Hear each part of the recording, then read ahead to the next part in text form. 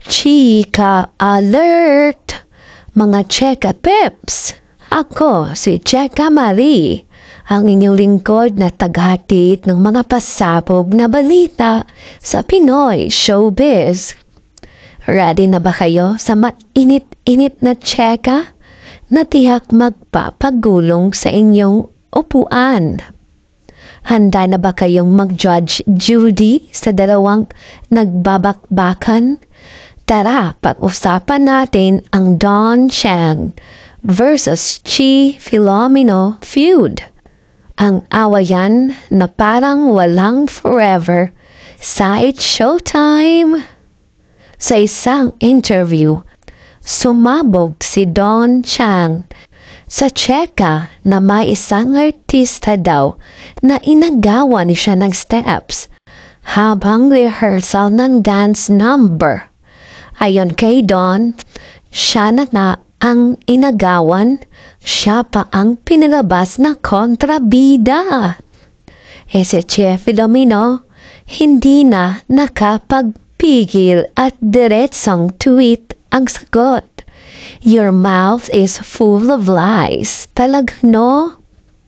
At dinagdag pang, ang Showtime staff daw mismo ang nagulat sa mga paratang ni Don. Boom, boom, pasabog. Ang tanong, sino ang tunay na dancing queen? At mga Cheka Peps, nahihirapan ba kayong pumili? Kung oo, mag-comment na agad. Ito na nga, balikan natin ang pinaka-popular na dance steps ng girl trends. Nakasama mismo sina Chi Filomeno at Don Chang. Ito ay isang dance number sa It's Showtime. Habang umaandar ang 2025, sabi ni Chi, naka-move on na lahat. Andon pa rin si ate mo Don. Ang tapang diba? Pero si Don, tila may receipts daw siyang maibubuga sa kanyang depensa. Kaya naman ang tanong, sino ba talaga ang unang nagpasiklab ng away? Baka naman, pareho silang nag-i-enjoy mag-away-away. Mga Cheka Peps, may mga komento akong nakita online. At sobrang galing nilang mag-analyze. Tara't basahin natin. Isang factor din is si Chi ay mas bata, mas marketable, pwede love theme compared to Don na mature na talaga. Diba? Paglabas sa PBB, may sexy cover na naka-ballet posing siya. It makes sense din bakit hindi close si Don sa mga member ng girl trend kasi most of them ay mga bata pa. That actually makes sense. Ang question ko in mind, bakit si Chi nakabalik pa ng Showtime as Holado or para mag-promote and si Don hindi?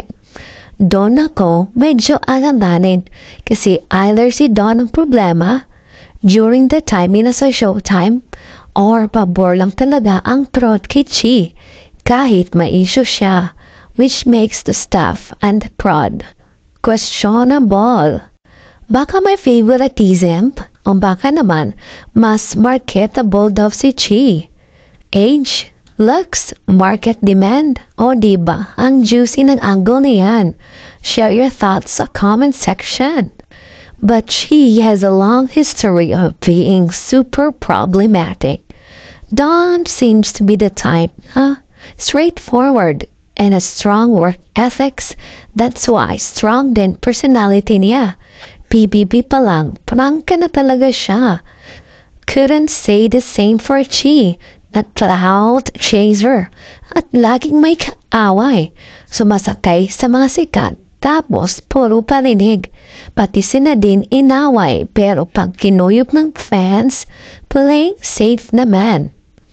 Pati being J Cuenca's GF, ginagawang personality like okay, grabe, parang si Chi daw ang nagpapauso ng kumapit sa mga sikat para sumikat, strategy. Pero mga Cheka Peps, totoo kaya to?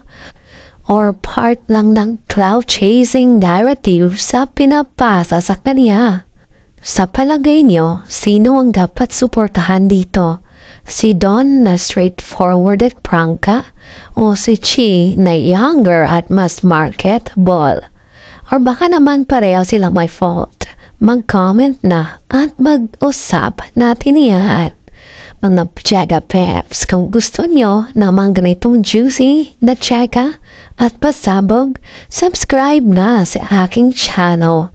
I-click ang notification bell para hindi ma-miss ang kahit isang cheka.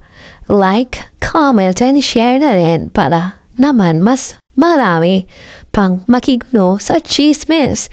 Promise, babalik ako para sa mas mainit na updates. Chup chup!